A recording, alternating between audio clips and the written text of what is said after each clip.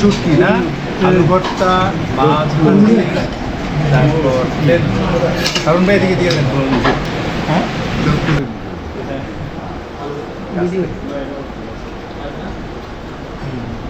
শুভ নববর্ষ।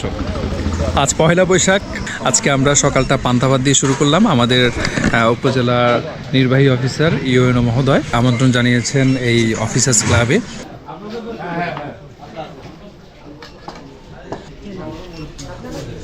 ইলিশ পান্তা ইলিশ না নাই সেই স্বাদ।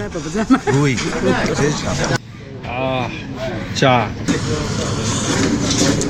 পয়লা বৈশাখের পান্তা শেষ করে এখন আমরা গরম গরম চা মারতেছি, যে দেখেন কি পান্তা দারুণ দারুণ আয়োজন আজকে।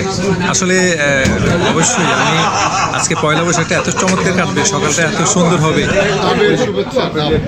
ডাবের শুভেচ্ছা, হ্যাঁ, ডাবের।